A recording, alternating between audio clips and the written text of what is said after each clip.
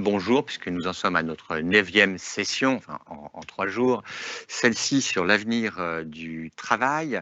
Alors on va la débuter comme on l'a fait ce matin et ce début d'après-midi, on ne le fera pas systématiquement, par un beau nuage de mots. Donc vous pouvez prendre votre téléphone portable, vous flashez le code qui s'affiche sous vos yeux et vous pouvez répondre à la question que l'on va traiter pendant 1 heure. La question que l'on va traiter pendant 1 heure, c'est avenir du travail avec un point d'interrogation. Donc, à quoi vous fait penser ce sujet d'importance dont nous allons avoir l'occasion de discuter avec nos 2 intervenants. Nos 2 intervenants sont 2 économistes qui connaissent bien le marché et le monde du travail, les politiques et les problèmes du travail, et qui sont ici, entre autres raisons, parce qu'ils sont les lauréats de la session de l'année dernière du beau prix de la protection sociale qu'a mis en place l'École nationale supérieure de la sécurité sociale. Et je fais de la pub pour les 2 ouvrages. D'abord, celui qu'ont co-signé Coralie Pérez et Thomas Coutreau, Redonner du sens au travail, une aspiration révolutionnaire, qui est moins un ouvrage de données commentées, analysées sur les réalités des politiques de l'emploi, des politiques de travail, mais qui est un ouvrage sur cette question, comme son titre l'indique, du sens, de la signification, de la direction du travail, des problèmes de management par le chiffre en particulier, et nous aurons l'occasion d'en discuter avec Coralie Pérez. Hippolyte Dalby, lui aussi, est économiste, directeur de recherche au CNRS, professeur à la Paris School of Economics, si je ne me trompe pas, et entre autres auteur de ce petit ouvrage, petit par la taille, aux presses de Sciences Po, sur les seniors et l'emploi, où il fait une série d'observations, notamment sur la courbe historique en U de ce sujet, peut-être y reviendra-t-il, et avec même des propositions de politique public. Alors je vois que, et nos 2 invités le voient aussi, que vous êtes lancés sur notre nuage de mots. Et donc quand on dit l'avenir du travail, Coralie Pérez est ravie. Pourquoi? Parce que le terme qui est aujourd'hui, en tout cas à cet instant, au centre de notre nuage de mots, c'est le mot sens. Mais je laisse tout de même faire un tout petit peu le nuage de mots. Je le commente toujours comme on commente une course hippique, où vous voyez le sujet de l'IA générative, les sujets de pénibilité que nous évoquions tout à l'heure puisque l'on parlait de système de retraite, le thème et l'innovation de la semaine de 4 jours, le sujet de l'humain qui n'est pas un sujet second qui est là en petit. Vous voyez le thème, je vois les mots pessimistes, sombres, donc ce sont ceux qui, à la question avenir du travail, ont donné leur sentiment sur ce qui se profilait. Je vois que le robot est de l'autre côté, peut-être est-ce heureux, peut-être est-ce sombre, puisque notre système là se stabilise un peu. Je fais une dernière observation que puisqu'on parle d'IA générative, il y a aussi ChatGPT qui apparaît, donc ces thèmes importent. Ah, et puis il y a des tricheurs qui ont plusieurs fois envoyé le mot IA générative pour le mettre devant. C'est pour dépasser Coralie Pérez et son sens. Si vous souhaitez que le sens revienne en première position, vous retapez sens. Bon, plus sérieusement, au-delà de ce petit aspect ludique qui permet de repérer ce que sont les préoccupations et les thèmes dont vous souhaitez que nous discutions, je vais me tourner vers nos 2 invités et commencer, puisque le sens était là en avant, par Coralie et lui demander, oui, comment vous réagissez à tous ces mots qui sont apparus, au-delà de votre victoire quasi totale pour le moment. Victoire sémantique, hein. Peut-être que Hippolyte dira, mais oui, de toute façon, j'aurais mis le même mot au même endroit, mais on verra. Donc, Coralie. Alors, il est vrai que la question du sens du travail a émergé fortement après la crise sanitaire, où on s'est interrogé finalement sur le caractère essentiel ou non de nos métiers, sur les finalités du travail, qu'est-ce qu'on produit, pourquoi on le produit, avec quelles conséquences, notamment sur l'environnement. Donc, je n'étais pas surprise dans un premier temps de voir la question du sens émerger de manière centrale. Alors évidemment, elle est aussi aussi en lien avec les questions de pénibilité, de la semaine de 4 jours. Finalement, réduire la durée du travail, c'est peut-être aussi mettre le travail à distance quand il est douloureux, quand il est pénible, quand il ne fait pas sens. Et on peut aussi élargir ça à la digitalisation, à l'intelligence artificielle, qui questionne aussi nos manières de travailler. Parfait, je propose qu'on reprojette pour tout le monde notre beau nuage de mots, ne serait-ce qu'afin que notre deuxième intervenant, Hippolyte Dalby, puisse y réagir. Et Coralie est extrêmement heureuse parce que vous voyez que le sens est revenu au premier chef, au premier rang. Mais écoutez, moi quand je vois ça, alors je vois le sens et je suis ravi aussi voilà. que le sens soit là. J'essaye de faire le petit exercice mental où je me dis mais qu'est-ce qu'on aurait mis comme mot il y a 10, 15 ou 20 ans, quoi. Et typiquement, j'ai du mal à croire qu'on n'aurait pas mis quelque part le chômage ou l'exclusion, en fait. Et c'est vrai qu'il y a un phénomène qui est très particulier dans les années que nous vivons, c'est cette baisse du chômage. Alors je veux dire qu'on en a un peu rigolé aussi que lorsque François Hollande a dit qu'il allait inverser la courbe du chômage, mais c'est quand même ce qui s'est passé. Et on est dans une époque où ce chômage a beaucoup baissé. Il reste encore peut-être trop élevé et on va peut-être discuter entre nous de voir comment est-ce que finalement on pourrait continuer à inclure plus une partie de la population, ou est-ce qu'il est nécessaire d'inclure plus de gens dans le monde du travail? Est-ce qu'il est important de travailler plus ou pas? Et je pense que c'est cette question-là, je veux dire, de la dynamique de l'emploi, de la dynamique du chômage, qui, à mon avis, est particulièrement intéressante à mettre en regard du sens que l'on a à travailler, et peut-être aussi développer une petite dimension générationnelle. Est-ce que les nouvelles générations ont une vision différente du sens qu'ils peuvent apporter ou accorder à leur travail? Très bien. Alors, on a cherché à structurer ce débat sur de grandes questions qui chacune appellerait de longs développements. Donc, à chaque fois, puisque nous n'avons qu'une heure, on pourrait dire qu'on ne fait que picorer, mais picorons intelligemment. D'abord sur cette première question qui est celle des constats que l'on peut faire sur le monde du travail aujourd'hui en France. Coralie? Alors, on aurait pu aussi s'étonner de ne pas voir dans cette carte le mot rémunération ou le mot emploi, l'envers du chômage, parce que effectivement, je pense que, et ça c'est contemporain de ce que nous vivons, la question du travail comme activité a émergé assez fortement dans les débats, alors que jusqu'ici, elle était un peu négligée. Donc mon premier point, ce serait de dire que moi, je vais m'intéresser au travail comme activité, donc ce processus par lequel les humains, en quelque sorte, se confrontent à la résistance du réel pour assurer la reproduction de leurs conditions d'existence. Le travail comme activité transformatrice, par lequel on transforme le monde social, le monde naturel, mais aussi on se transforme en retour. Et le travail, selon les conditions dans lesquelles on exerce, sera soutenable ou au contraire pathogène. Il soulève des enjeux distincts de ceux de l'emploi, qui est la mise en forme institutionnelle du travail. Il soulève les enjeux de santé, notamment, et de démocratie. Donc moi, je vais m'intéresser à ce travail-là, ce travail pris comme activité et non comme emploi.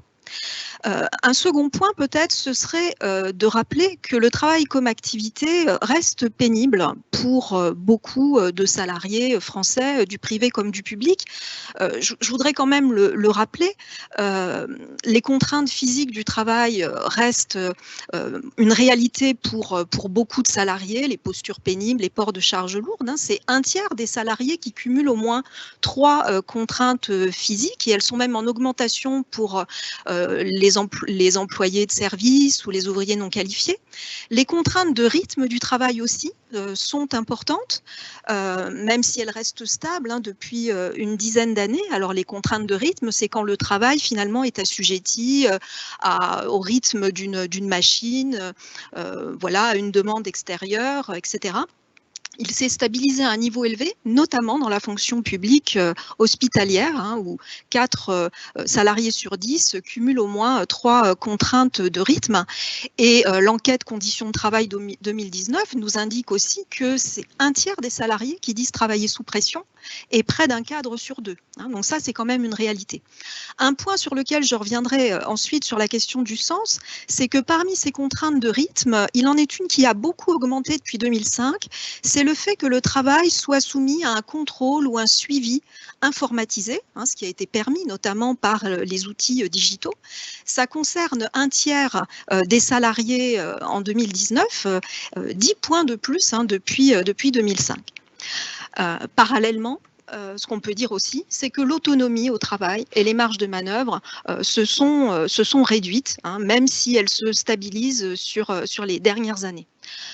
Et de manière intéressante, et là je vais évoquer un travail de sociologues, donc des sociologues Dominique Méda et Maëlik Biji. De manière intéressante, la France ne se situe pas en bonne place par rapport à ses partenaires européens sur le plan des conditions de travail, hein, qui sont relativement plus pénibles qu'ailleurs, hein, sur un peu tous les items.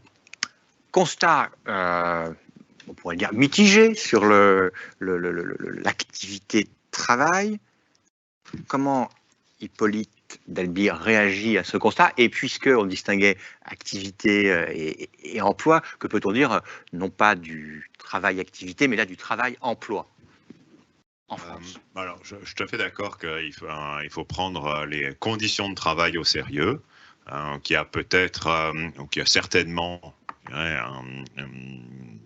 des marges d'amélioration en France, d'accord. Moi, j'ai pas directement travaillé dessus, mais quand je vous lis ou quand je lis notamment les auteurs d'un très bon ouvrage qui vient de paraître ou qui va paraître sur question du travail, voilà, tout ça est très documenté. 13 de Sciences Po et dirigé par Bruno Palier. Oui, qui est aussi une bonne école. Hein, je veux dire. Un pavé vert de voilà, 500 un pavé que j'ai reçu avec beaucoup de plaisir. Il y a beaucoup à apprendre.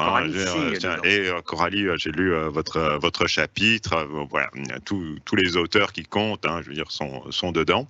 Et moi, je me suis régalé à la lecture de tout ce qui a été pu être écrit, et notamment ce que vous dites hein, au sujet des conditions de travail et de la place de la France hein, par rapport à d'autres pays, proches en termes de conditions de travail.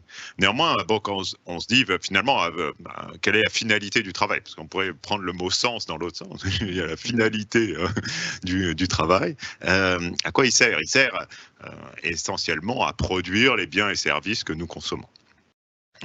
Et c'est pas que des points de PIB, c'est pas que des émissions de CO2, etc. C'est aussi les biens et services qu'on consomme, dont on bénéficie collectivement et que l'on apprécie.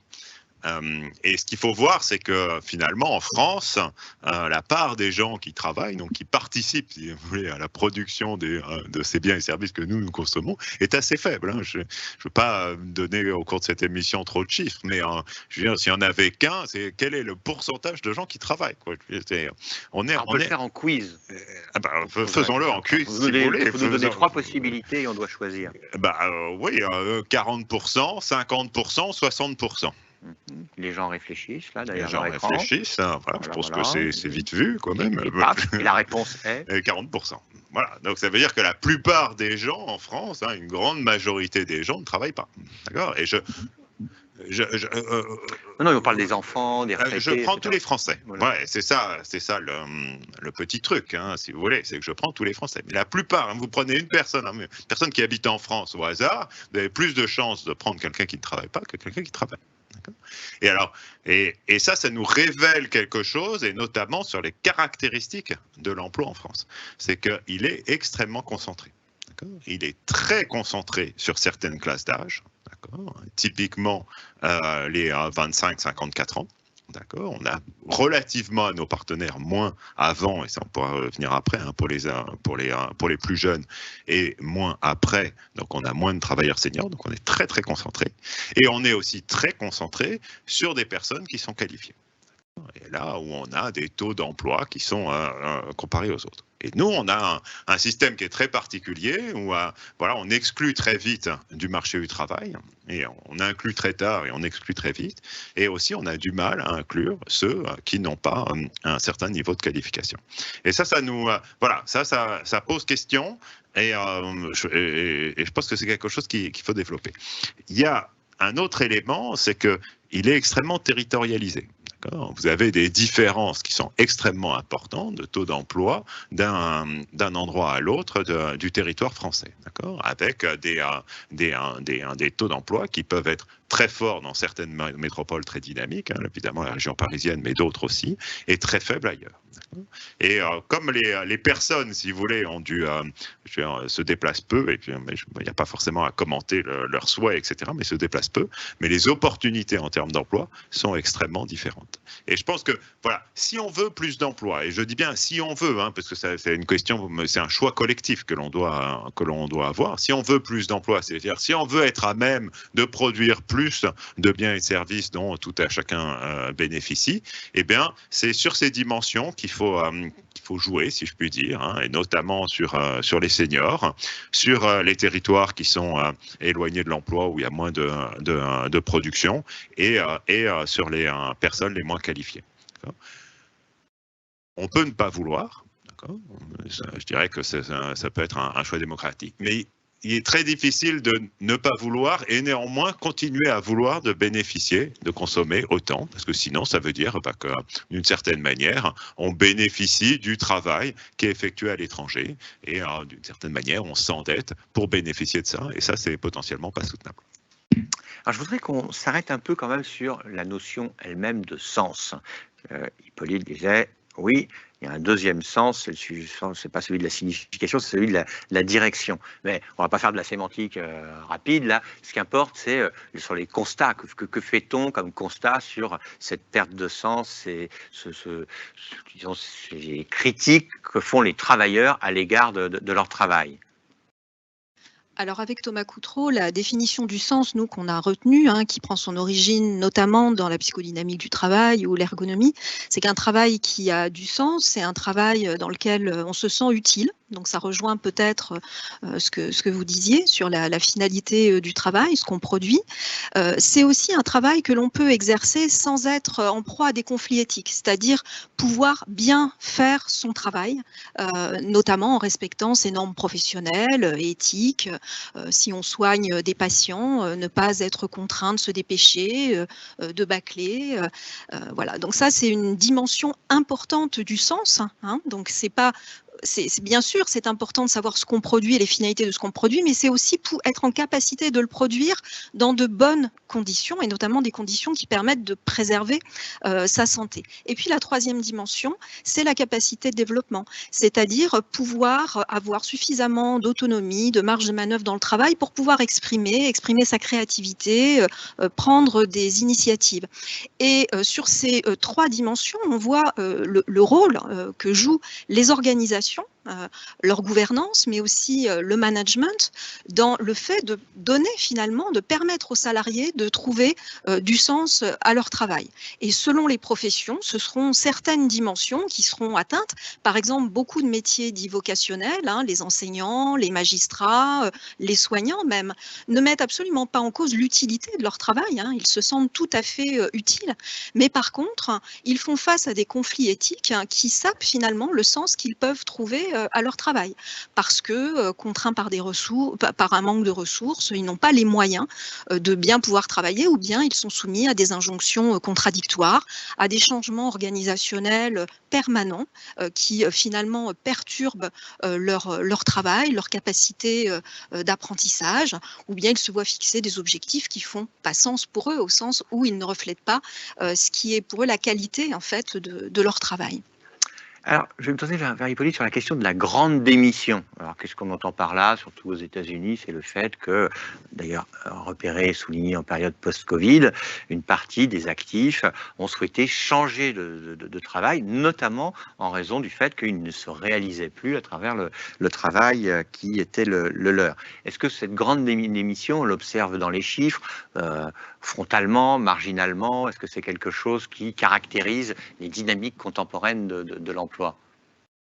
Alors aux États-Unis, oui, hein, parce que pendant la crise Covid, il y a eu des destructions d'emplois massives. Hein, d'accord, ça a fonctionné comme ça. Donc les gens ont perdu leur emploi, ont été compensés par les différents plans de sauvetage américains. Donc et après, ils ont retrouvé un emploi et potentiellement, ça a été l'occasion justement de se tourner sur d'autres secteurs. D'accord, c'est une force, si je puis dire, des économies libérales ou des économies typiquement de l'économie américaine, qui est cette destruction et cette réallocation de la main-d'œuvre. Donc, nous, on est typiquement dans je ne suis pas en train de hiérarchiser, mais nous, on est typiquement dans un système différent où l'emploi a été préservé. Hein, ça a été tout le système du chômage partiel.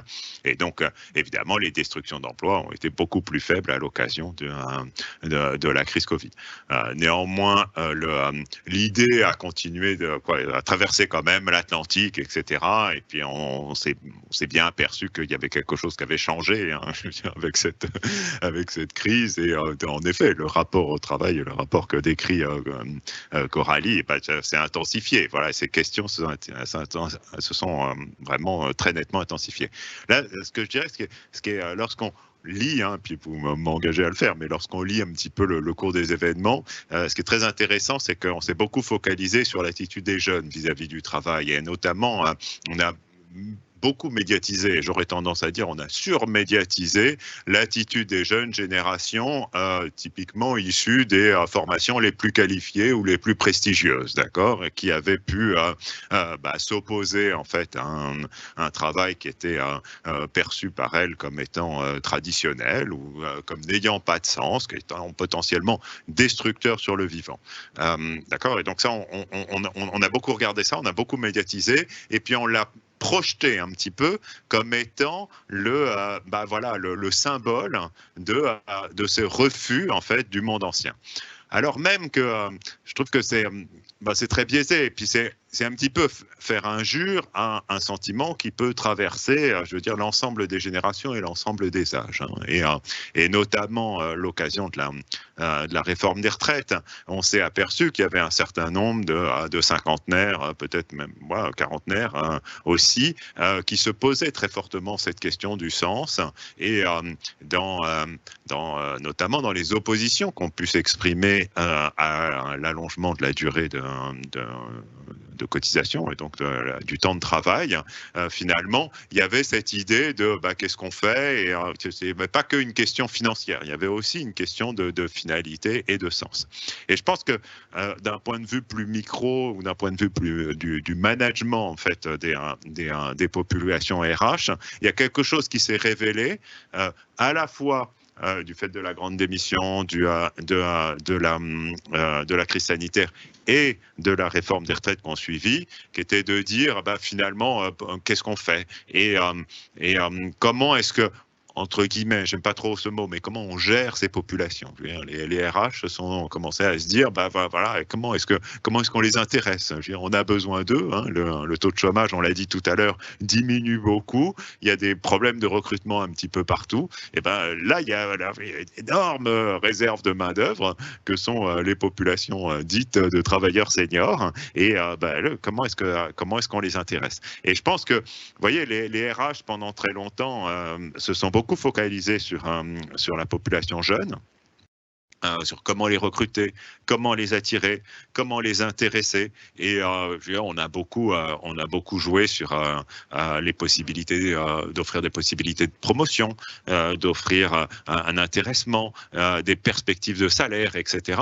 C'est toutes ces dimensions traditionnelles, je dirais, des RH, sont beaucoup moins présentes chez les travailleurs plus seniors. Je veux dire, si vous avez 60 ans, on va vous dire, travaille bien et tu auras une promotion dans 10 ans. Je veux dire, c'est quelque chose qui ne marche pas.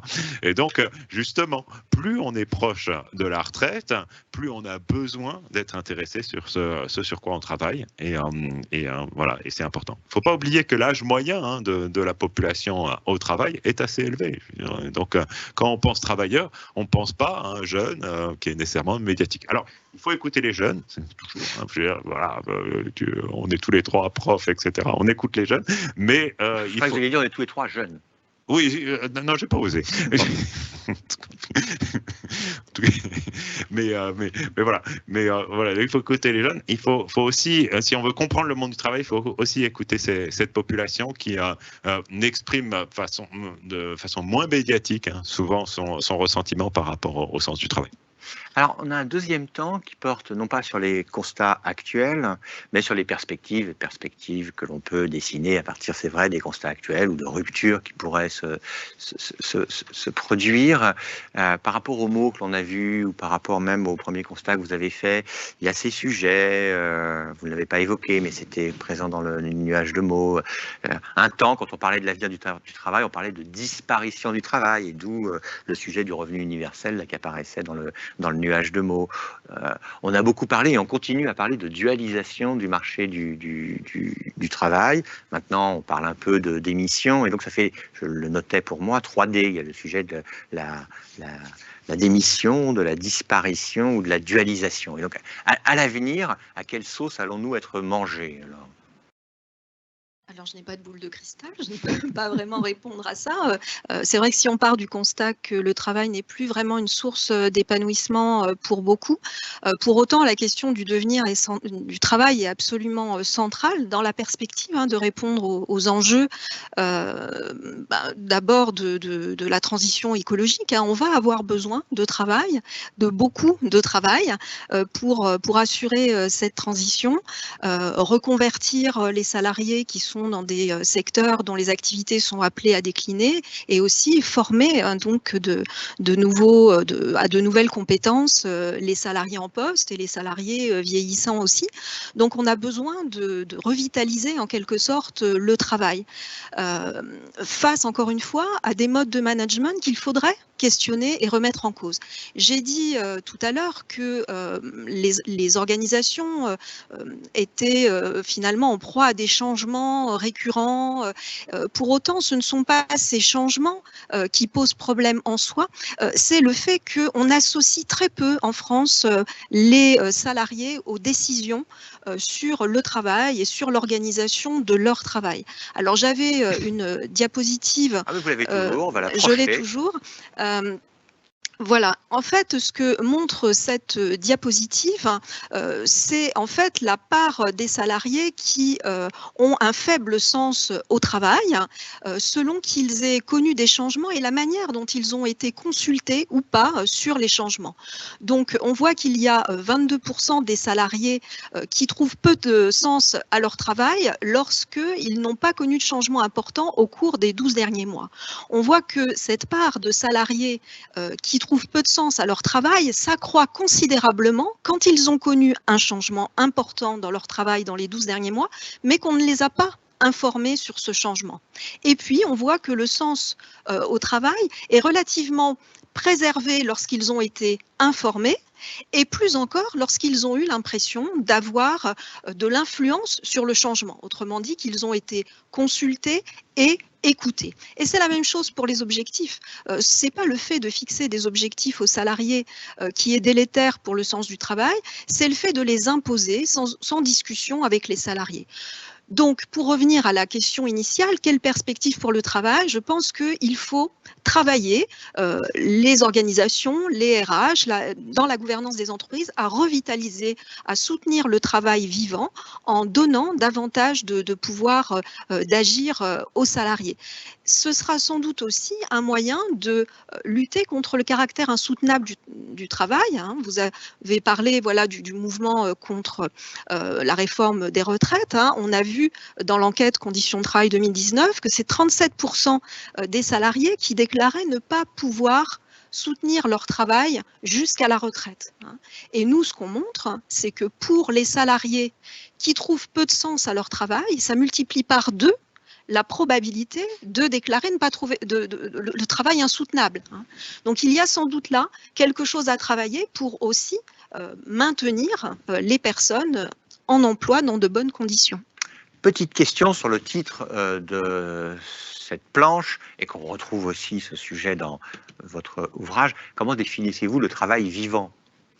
Alors le travail vivant, alors on emprunte ça notamment à Christophe Dejour, hein, que l'on cite beaucoup dans l'ouvrage. C'est le travail qui permet justement d'exprimer sa créativité, son habileté, voilà, qui finalement soutient et contribue à bâtir l'identité et la santé psychique. Alors l'inverse du travail vivant, c'est le travail mort, le travail qui est tout entier pris dans les prescriptions, dans les outils, dans le reporting, et qui finalement nie toute part humaine, hein, au travail. Alors, Hippolyte, je vous repasse la parole et le gros dossier des perspectives du travail, plutôt sur ces affaires de dualisation, de disparition, enfin de perspectives générales sur l'emploi et le travail. Que peut-on en dire? Alors moi aussi, hein, je ne sais pas prévoir l'avenir. Il y a beaucoup de gens qui ont cherché à prévoir l'avenir et qui se sont trompés. Ah bah, vous citiez voilà, la fin du travail. Hein, normalement, à la fin du travail, les taux d'emploi ne font que monter. Quoi. Bon, donc pour l'instant, voilà. Alors le travail change. Maintenant, si je devais voilà, jouer au jeu et dire qu'est-ce qui pour moi est le bouleversement majeur pour les prochaines années, je dirais c'est très clairement le travail à distance, d'accord, ce qu'on appelle ici le télétravail, qui est d'ailleurs pas du tout présent en fait dans le nuage de points. Et ça, je trouve que c'est important parce que vous voyez, quasiment toutes les révolutions ne sont pas perçues. Je veux dire, par leurs contemporains. Je veux dire, les gens ne se rendent pas compte en fait qu'ils vivent une révolution et ça c'est une constante, d'accord. Solow disait, voilà, le progrès technique est partout, sauf dans les statistiques du PIB. En fait, là, on retrouve exactement pareil avec l'histoire du télétravail. D'accord. Pourquoi c'est majeur? Parce que alors, les outils préexistaient. D'accord. Typiquement, il faut une connexion au débit et une application de visioconférence. Donc, c'est quelque chose qui est déployé depuis maintenant un certain nombre d'années. Mais, comme d'habitude, il faut que les organisations s'adaptent et utilisent les outils. Et on ne le faisait pas. Et on l'a fait au moment du Covid parce que c'était obligé. Et après, ce qui est très intéressant, c'est que c'est resté. D'accord. Je veux dire, on n'était plus confinés, on pouvait revenir, si je puis dire, au boulot. Mais on a continué à faire ce télétravail. Et les perspectives, donc des gens qui ont travaillé, etc., qui ont essayé d'analyser le nombre de postes de travail qui étaient potentiellement télétravaillables, et les chiffres font froid dans le dos. On parle de 40%, quoi, des postes qui sont potentiellement télétravaillables. Aux États-Unis, il y a 28% en fait des journées de travail aujourd'hui dans l'économie américaine qui sont télétravaillées. Alors, où est-ce que nous, on se situe? Où est-ce que la France Donc, ce que je veux dire, c'est que c'est un bouleversement potentiellement majeur et ça va changer tout. Ça va changer le sens qu'on peut attribuer au travail. Ça va changer les relations interpersonnelles que l'on peut avoir, la représentation syndicale aussi, potentiellement, et puis des questions d'aménagement du territoire, etc. Tout le travail est modifié avec cette histoire de se dire peut-être qu'il y aura 40% des travailleurs qui n'iront plus sur le lieu de production, en fait, pour effectuer leur travail. Alors, il y a des équipes internationales qui ont essayé de calculer un petit peu comment est-ce que, quelles étaient les différences entre pays. Il y a une étude qui est vraiment assez colossale et qui est menée par un économiste américain qui s'appelle Nick Bloom et puis toute une équipe qui est avec lui. En France, on estime dans la période post-Covid, donc fin 2021-2022, que c'est 1,3 jours qui sont télétravaillés. C'est plutôt moins que les autres, mais c'est déjà énorme. En moyenne pour les actifs. En moyenne pour les actifs, hein, d'accord. Donc vous voyez, on travaille 5 jours normalement. Vous avez 1,3 jours. Oui, voilà, c'est quand même vraiment beaucoup. Et on est plutôt moins que les autres. D'accord, on peut, je veux dire, la moyenne est à 1,5, et puis, mais il y a certains pays où on est déjà à plus que 2 jours par semaine. Et là où les Français se distinguent, c'est que non seulement ils télétravaillent plutôt un peu moins, mais lorsqu'on leur demande quel serait leur souhait quant au télétravail, ils disent 1,3 jours. Donc en gros, leur situation leur va, alors que la plupart des gens des autres pays souhaiteraient quand même un petit peu plus. Alors quelle est la clé, et c'est là que je veux dire, je trouve que on touche du doigt sur ces questions de bonheur au travail ou de qualité du travail, etc. Il y a un autre élément dans l'enquête qui est intéressant, parce qu'ils se sont intéressés à comment est-ce qu'a été utilisé le temps gagné. En gros, lorsque vous télétravaillez, vous économisez en gros 1 heure de temps. En France, c'est 1 heure de temps. Ça dépend des pays, mais c'est 1 heure de temps dans la journée qui est télétravaillée. C'est colossal, quoi. Je veux dire, 1 heure, c'est énorme. Qu'est-ce que les Français en font? 44%, ils travaillent. Et c'est dingue. C'est bon pour la Ils l'utilisent pas pour leur loisir, d'accord? Là où et donc non seulement on télétravaille le moins, mais on est de tous. Bon, j'enlève le Singapour ou voilà des pays comme ça, mais mettons les pays les plus comparables, etc. Ou ce qu'on dit les plus comparables. Je veux dire, les Allemands, tout le temps gagné, ne l'utilisent prioritairement pour du loisir. C'est du ou du care, voilà, alors, ou du care aussi. Alors, et puis là, il y a un truc gender, mais bon, c'est une autre question.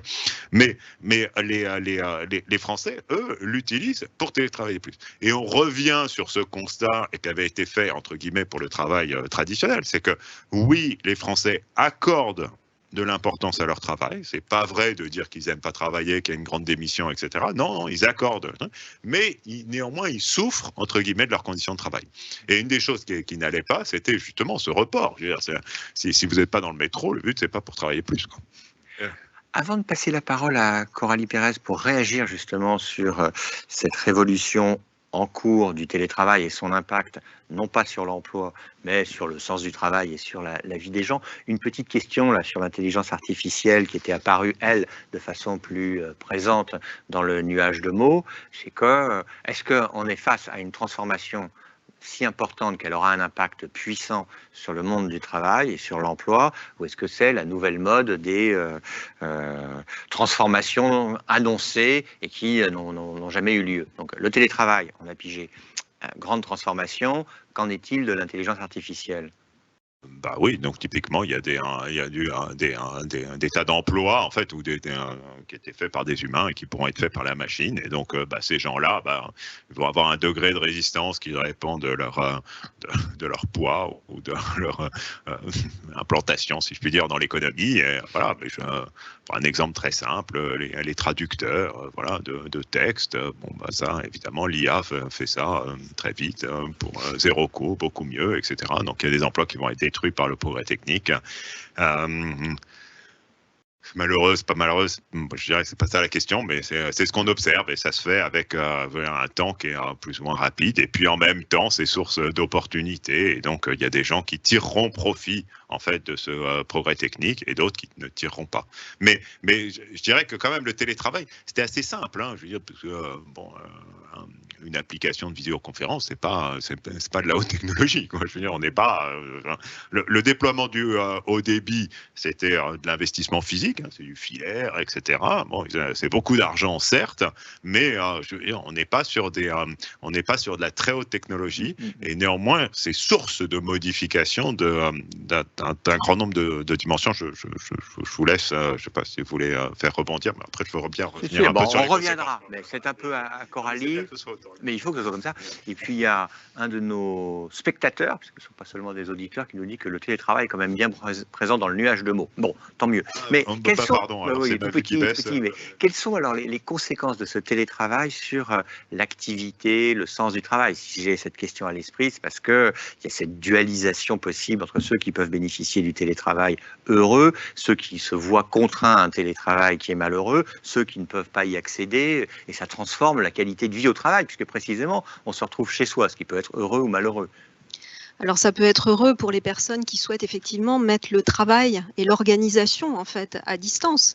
Ça peut protéger effectivement d'interactions un peu pathogènes sur le lieu de travail, d'une pression hiérarchique, voilà, pour certains salariés, à condition que le télétravail ne s'accompagne pas d'un accroissement finalement de la surveillance à distance, parce que les outils permettent cela aussi.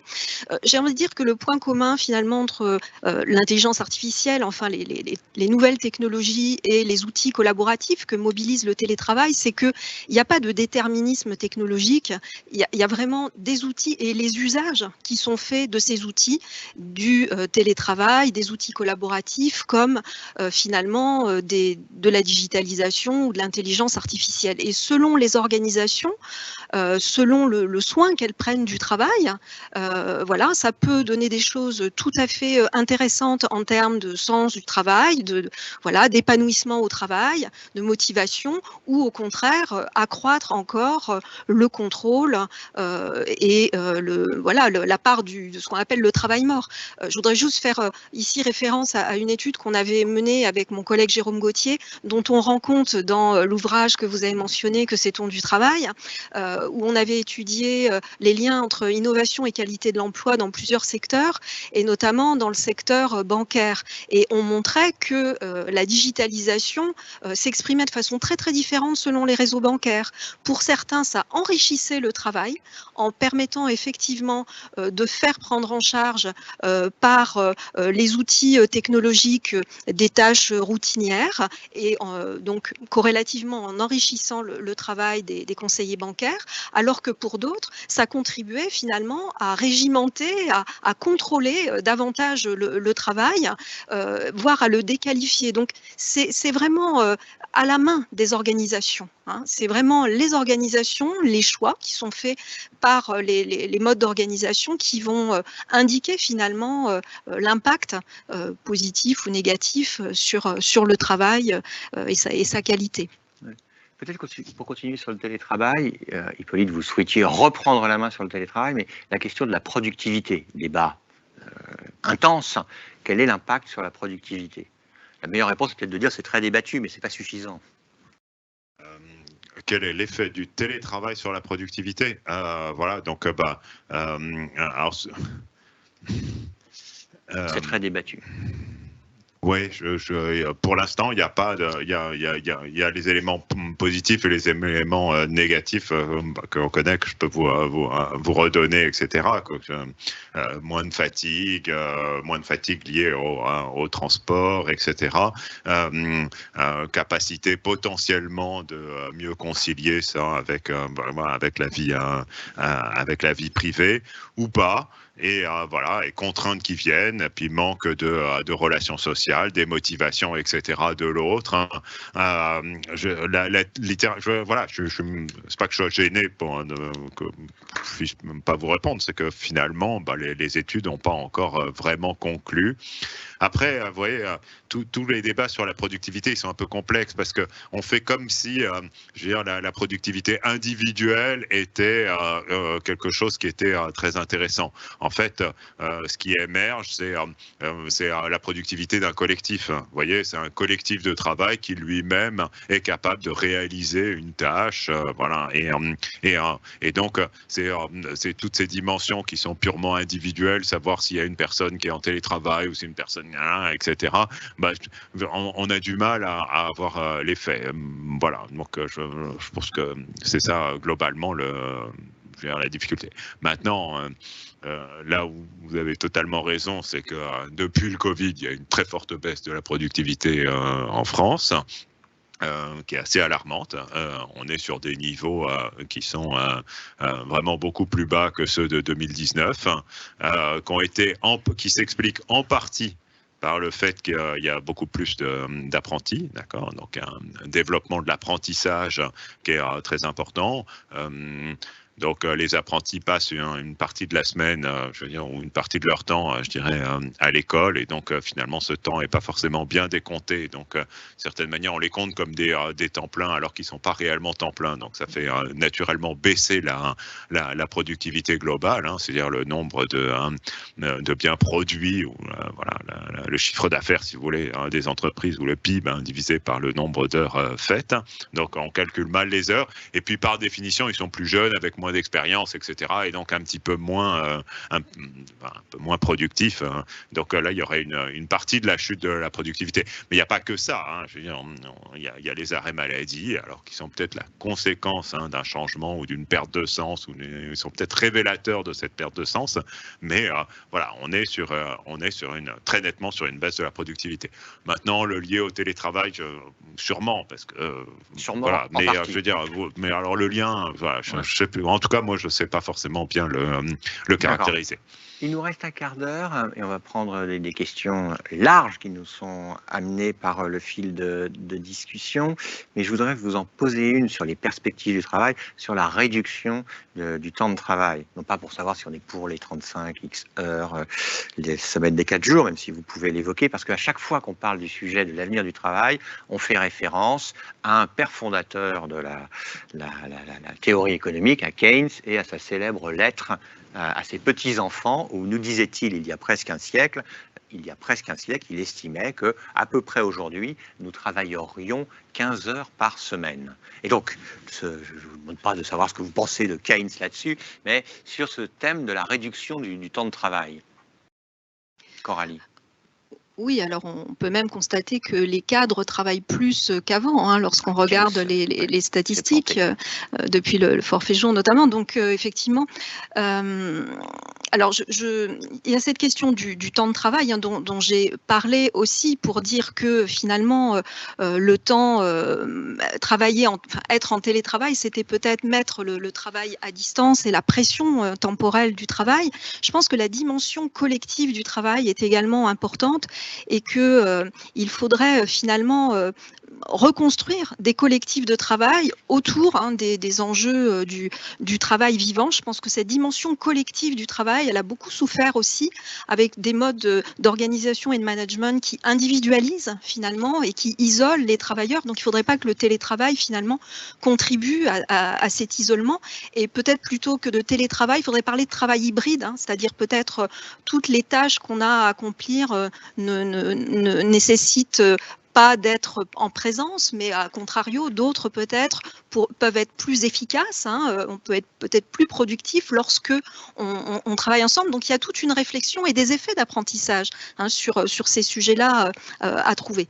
Alors par rapport, je reviens à votre question sur la réduction du temps de travail, si l'objectif c'est de redonner du temps aux salariés pour s'approprier finalement les outils, mais aussi se réapproprier leur travail, et ce qui fait obstacle finalement à bien travailler, parce que les salariés ont des idées, hein, sur ce qui finalement peut entraver leur manière de travailler. Eh bien, ce serait finalement de faire une réduction du temps de travail subordonné en accordant peut-être aux salariés une demi-journée par mois pour pouvoir délibérer sur leur lieu de travail, donc payés par leur employeur, entre eux. Alors peut-être avec l'animation d'un élu qui serait formé à accueillir la parole sur le travail, voilà, à délibérer sur leur travail, à faire remonter finalement, encore une fois, ce qui fait obstacle à la qualité du travail. Donc plutôt qu'une réduction du temps de travail, une réduction du temps de travail subordonné, qui serait un nouveau droit social, pourquoi pas, accordé aux salariés. Alors, Hippolyte Dalby, je ne vais pas vous interroger sur la réduction du temps de travail, parce qu'on a traité en partie le sujet là, mais sur votre sujet à vous, qui est l'emploi des seniors. Et pourquoi? C'est parce que j'ai plein de questions sur l'emploi des seniors. Comment peut-on faire pour augmenter l'activité des seniors? Alors, donc il y a des... en peu de temps, hélas. Oui, en peu de temps. Donc, alors, vous pouvez faire des réformes structurelles, hein, typiquement, allonger voilà, la durée de cotisation, modifier les critères de l'assurance chômage, notamment après 55 ans. Bon, voilà, donc ça... D'une certaine manière, ça marche, entre guillemets, ça veut dire que ça augmente les taux d'emploi, mais ça augmente particulièrement les taux d'emploi des personnes qui sont très bien insérées ou qui ont un travail qui a du sens, qui fonctionne bien. D'accord, vous voyez, typiquement, je veux dire, les cadres, voilà, parisiens, bien insérés, etc., ils sont plutôt contents, plutôt finalement pas tellement touchés, ils sont, et ils ont envie de poursuivre leur travail. D'accord, pensez, je veux dire, aux au médecin de famille, voilà, qui a continué à exercer jusqu'à 70, 75 ans. Il trouvait beaucoup de sens à son travail, et puis je veux dire, il avait aussi une insertion en fait dans la société qui était très forte, etc. Et ce que ça nous dit, c'est que finalement, ça suffit pas pour inclure tout le monde. D'accord ? Et qu'en effet, il y a des personnes qui ont des conditions de travail beaucoup plus difficiles, beaucoup moins valorisantes, avec moins de sens. Et pour eux, finalement, la modification des différentes structure ne fonctionne pas. Alors comment est-ce qu'on s'en sort, indépendamment des réformes, assurance chômage ou retraite? On s'en sort, et c'est une réponse à la Pyrrhus, c'est-à-dire on s'en sort en qualifiant la population. Je veux dire, il y a assez peu de façons. Plus vous avez un travail intéressant, plus vous êtes susceptible de vouloir le continuer longtemps. Voilà. Et d'une certaine manière, il n'y a pas du tout de mépris de ma part, mais voilà, les emplois que l'on veut poursuivre le plus longtemps possible sont généralement ceux que l'on réalise ou que l'on obtient après des formations qui sont qualifiantes. Alors, une personne, vous voyez, qui a quitté l'école assez jeune et qui a jamais fait de formation continue tout au long de sa vie, c'est pas à 55 ans que vous allez le qualifier, d'accord ? C'est pas vrai. Ça s'apprend pas comme ça, un métier. Et donc ça, je dirais que c'est des petits pansements, mais qui fonctionnent pas vraiment. Il y a une seule façon de faire, c'est non seulement de donner une bonne formation à tous, une bonne formation initiale au plus grand nombre, et là il y a énormément d'enjeux d'éducation initiale, etc. On pourrait revenir, et puis après continuer la formation tout au long de la vie. Ceux qui travaillent beaucoup aux âges élevés, typiquement les Suédois ou les ressortissants des différents pays scandinaves, ont une politique active de formation continue avec des montants qui sont très dédiés à la formation continue, qui sont très importants, et depuis longtemps. Forcément, il faut une génération pour faire un senior, si je puis dire, qui soit employable. Alors, dernier temps de notre discussion, alors il n'y a pas de boule de cristal, il n'y a pas de baguette magique, mais vous êtes nommé au gouvernement, paf, à l'instant, Coralie. Qu'est-ce que vous faites? Une mesure pour améliorer le travail en France. Et la question pour Hippolyte, ce sera pour améliorer non pas le travail, mais l'emploi. Comme ça, on verra que vous ne parlez pas forcément exactement de la même chose, mais c'est en tout cas parfaitement complémentaire. Madame la ministre. Oui, c'est une question redoutable. Je pense que j'y ai déjà en partie un petit peu répondu précédemment quand j'ai dit que peut-être il serait nécessaire finalement de construire un nouveau droit pour les salariés, un droit justement à cette réduction du temps de travail subordonné, à pouvoir dégager du temps pour débattre sur le travail.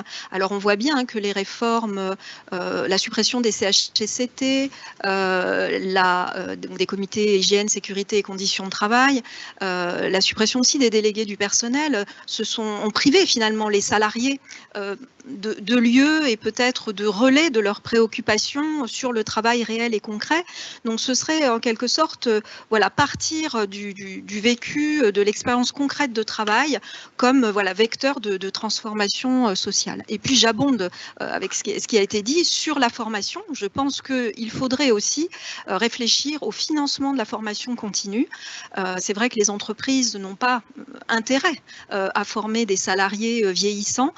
Pour autant, il n'y a pas vraiment de subsides suffisants pour pouvoir former avec des formations longues et donc potentiellement chères des salariés sous forme de reconversion. Par exemple, si la personne exerce un métier pénible et qu'il faut la reconvertir à un autre métier, il faut trouver de l'argent. Et pour le moment, il y a le compte personnel de formation, mais qui est sans doute un peu court. Et puis le CPF de transition, mais qui est insuffisamment financé aussi. Alors, avant de passer la parole au ministre d'Albi, qui aura très peu de temps pour nous développer sa mesure, je vous fais la pub habituelle pour le QR code que vous pouvez flasher pour à la fois télécharger votre attestation de suivi et dire combien nos deux intervenants étaient fabuleux. Donc, monsieur le ministre, vous êtes là sur France Info et vous avez 30 secondes. Quelle est la mesure que vous prenez pour ce monde de l'emploi en France? Moi, je pense que c'est l'investissement public. Hein. Il y a deux types d'investissements publics qui sont majeurs.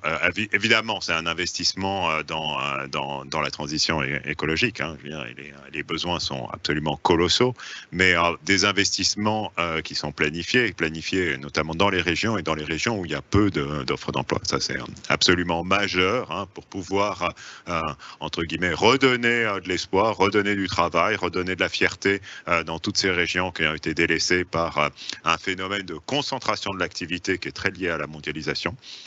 Donc ça, c'est absolument nécessaire.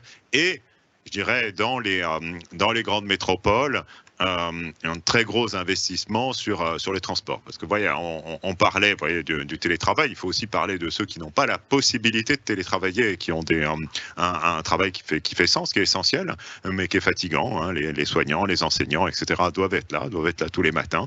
Et il est absolument insupportable que les conditions de transport en commun soient aussi mauvaises. Donc ça réclame des investissements qui sont très importants. Et c'est comme ça qu'on améliore le quotidien des personnes qui doivent aller tous les jours faire ces services indispensables. Donc investissement public.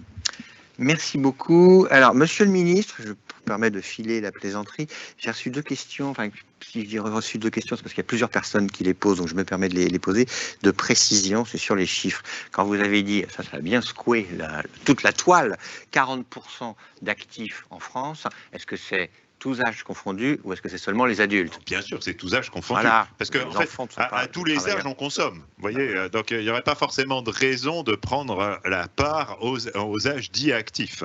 Merci beaucoup. Et une grosse caractérisation en fait de la démographie française, c'est que on vit, et c'est bien, hein, on vit longtemps, d'accord. Donc on a beaucoup de personnes âgées.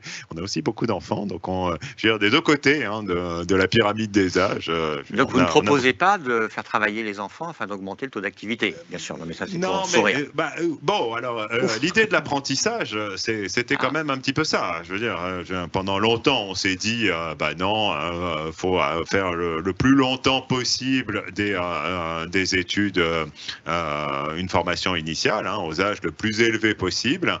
Et ça, on a bien vu que ça menait un petit peu à une impasse. Je veux dire, on a quand même beaucoup, pendant très longtemps, méprisé, hein, justement, ces formations courtes ou ces formations en alternance, etc. Aujourd'hui, je dirais que le braquet est complètement changé. Hein, je veux dire, au contraire. Donc, reformer, former différemment toute une partie de la population qui autrefois n'avait pas vraiment su s'insérer sur le marché du travail.